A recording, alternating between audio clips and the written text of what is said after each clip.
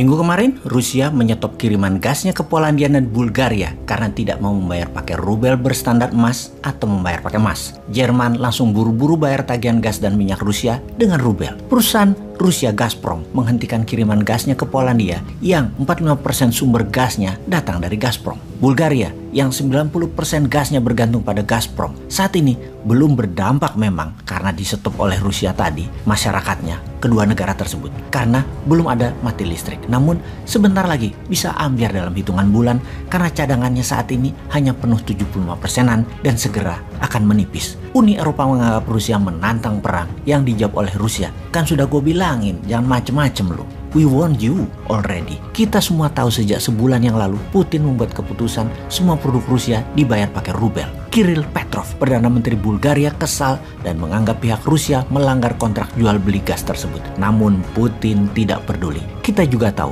minyak bumi dan gas tidak mudah digantikan dengan seketika. Dibandingkan di rumah misalnya, ketika sambal botolan di rumah habis, kita bisa ganti dengan sambal ulek, sambal mata, sambal dadak yang dibuat dengan segera. Menggantikan sumbernya untuk gas dan minyak bumi, Anda harus menyiapkan jalur pipa baru, jalur distribusi baru, perlu tahunan membangunnya. Kita kembali ke Rusia yang memaksa menggunakan emas atau rubel berpatokan emas. Ini mengingatkan satu hal lagi tentang kekuatan tawar dolar yang ditantang rubel dan emas. Membuat otak liar kita yang merasakan ketidakadilan dolar mulai mendidih. Apa kita juga harus pakai emas? Bagaimana sebelum kita putuskan kita membahas sejarah uang dan sejarah emas sebagai alat bayar? Transaksi alat bayar di awalnya menggunakan sistem barter, di mana barang ditukar barang tercatat dalam sejarah pertamanya di daerah Mesopotamia hingga masa kejayaan Babilonia. Pertukaran barang dengan barang yang dicatat dalam sekeping tanah liat atau tablet tadi karena rumitnya menilai sebuah barang yang akan dipertukarkan. Sehingga pencatatan pada tablet untuk mengingatkan ada yang kelebihan atau adanya kekurangan di dalam bentuk angka-angka yang juga kalau dilakukan sekarang banyak tidak pasnya. Misalnya, telur ditukar kambing. 1000 telur misalnya, nilai 1 kambing. Sementara yang punya telur hanya perlu sebagian daging kambing. Pada saat itu kerumitan ribuan tahun transaksi terpecahkan dengan disederhanakan catatan bayar di tablet tadi digantikan dengan benda netral bernilai tinggi, yaitu dengan menggunakan kesepakatan bayar menggunakan emas. Awalnya itu di zaman Yunani, sekitar 700 tahun sebelum Masehi, alias dunia selama 2000 tahunan sebelum koin emas dipakai sebagai alat tukar kepercayaan transaksi, masih menggunakan barter yang dicatat di tablet. Dengan adanya koin emas berbagai ukuran, maka kehadiran pencatatan dalam tablet menjadi tidak diperlukan lagi. Setelah jual beli bayar pakai koin emas, putus sudah hubungan dagangnya. Koin emas juga disebut fungible karena bisa menjadi alat tukar barang apapun karena kesamaan nilai. Fast forward ke abad 14 di mana kertas dipergunakan sebagai alat bayar yang lebih ringan dan lebih rinci nilainya. Sebentar kita break dulu di sini. Kita bahas uang kertas yang ringan dan rinci ini ternyata mempercepat jalannya pertukaran barang dan mempercepat pertumbuhan ekonomi di sebuah wilayah. Bandingkan selama 2000 tahunan transaksi menggunakan barter dan tablet, ekonomi dunia belum bisa merata hanya di daerah-daerah tertentu di muka bumi ini. Lalu ketika menggunakan emas, koin emas sebagai benda fungible alat tukar, perekonomian dunia mulai bergerak kencang.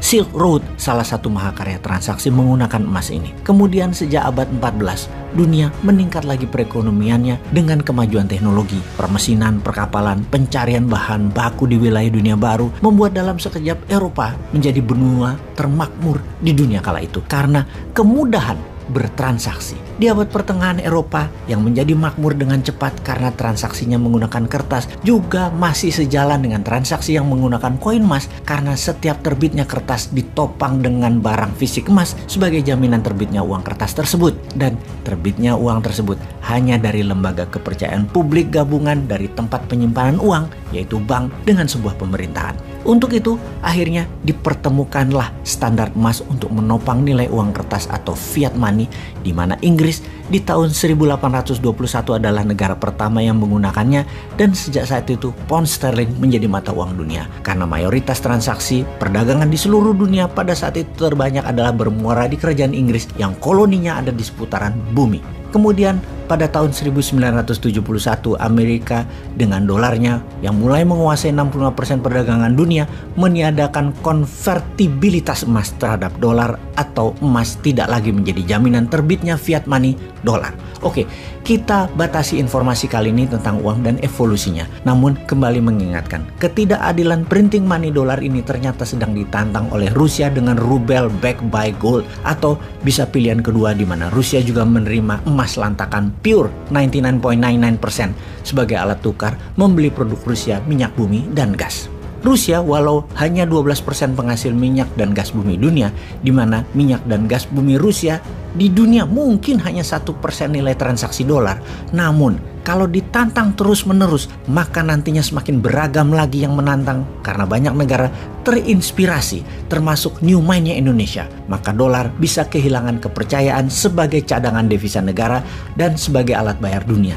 Jadi ngerti kenapa Indonesia walau jauh di belahan dunia lainnya dari wilayah perang harus bersiap-siap atas apa yang akan terjadi kemudian. Wahai Indonesia, main cantik lah.